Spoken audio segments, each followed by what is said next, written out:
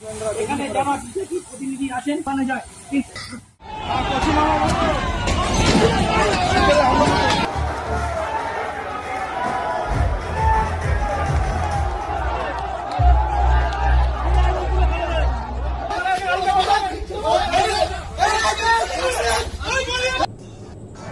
जरा सोचिए 15 साल बाद बंगाल की सत्ता बदलती है। बीजेपी ऐतिहासिक जीत दर्ज करती है। सड़कों पर जश्न शुरू होता है, जय श्री राम के नारे लगते हैं। लेकिन कुछ ही घंटों बाद कई पार्टी कार्यालय जल रहे हैं, कई कार्यकर्ताओं की हत्या हो रही है, कई तलवारें, बम और गोलियां चल रही है। सवाल ये है, क्या ये लोकतंत्र की जीत है या फिर बंगाल में स्थिर सरकार बदली है, हिंसा की राजनीति नहीं। नमस्कार, मैं हूँ साक्षी। आज हम समझेंगे बीजेपी की जीत के बाद बंगाल में आखिर कैसे कैसे दंगे हो रहे हैं, किन जिलों में हिंसा फैली, कौन मारा गया, कौन किस पर आरोप लगा रहा है और क्या बंगाल फिर उसी पुरानी राजनीतिक हिंसा के दौर में जा रहा है। चुनाव नतीजों के बाद राज्य के कई हिस्सों में हिंसा की घटनाएं सामने आई। हौरा बीजेपी कार्यकर्ता जादव बाट की कथित लाइंचिंग, परिवार का आरोप, टीएमसी समर्थकों ने हमला किया। बीरभूम टीएमसी कार्यकर्ता अभिषेक की हत्या, आरोप बीजेपी समर्थकों पर। न्यू टाउन विजय जुलूस के दौरान बीजेपी कार्यकर्ता मधु मंडल की मौत।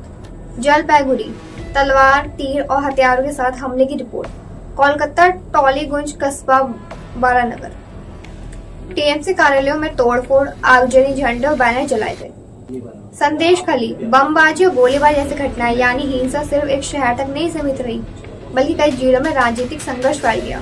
ये सिर्फ सामान्य विरोध नहीं है, पार्टी कार्यालय जलाना, कार्यकर्ताओं की हत्या, विजय जुलूस पर हमले, घरों पर हमला, तलवार और देसी बम गोलीबारी, राजनीतिक प्रतिशोध, सोशल मीडिया से अफवाह फैलाना, मतलब लोकतांत्रिक जीत के बाद भी सड़कों पर शक्ति प्रदर्शन जारी है। हम लोग टीएमसी को वोट दिया था, हम लोग फिर भी हम पर हमला किया है। अब आखिर ऐसा हो क्यों रहा है? पहला तो सत्ता परिवर्तन, जब लंबे समय बाद सत्ता बदलती है तो स्थानीय स्तर पर शक्ति संतुलन टूटता है। दूसरा, कैडर राजनीति, बंगाल में राजनीतिक दल से चुनाव नहीं लड़ते बल्कि इलाकों पर पकड़ भी रखते हैं। तीसरा, बदले की भावना, हारने और जीतने दोनों पक्षों से प्रतिशोध की भावना। चौथा, पुरानी राजनीतिक संस्कृति, लेफ्ट टीएमसी बीजेपी सरकार बदलती रही लेकिन जमीनी हिंसा की शैली बनी रही। स्थिति बिगड़ने बाद 433 प्लस गिरफ्तारियां, 200 प्लस एफआईआर, 1100 से अधिक प्रिवेंटिव डिटेंशन, सीएपीएफ तैनाती, चुनाव आयोग का जीरो टॉलरेंस आदेश, मतलब स्थिति गंभीर मानी जा रही है। अब सोशल मीडिया पे क्या चल रहा है? हिंसा हुई है, सच है, मौतें हुई हैं, कई जिलों में वास्तविक टकराव भी हुए। अब जो सोशल मीडिया पे झूठ फैल रहा है, हर वीडियो नया नहीं है, कुछ पुराने वीडियो वायरल हो रहे हैं, सांप्रदायिक रंग देकर माहौल भड़काने की कोशिश की जा रही है, इसलिए हर वायरल वीडियो सच नहीं है।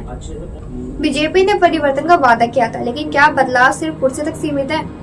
अगर चुनाव के बाद भी हत्या, आगजनी, दंगे बदला जारी है तो क्या बंगाल की राजनीति सच में बदली?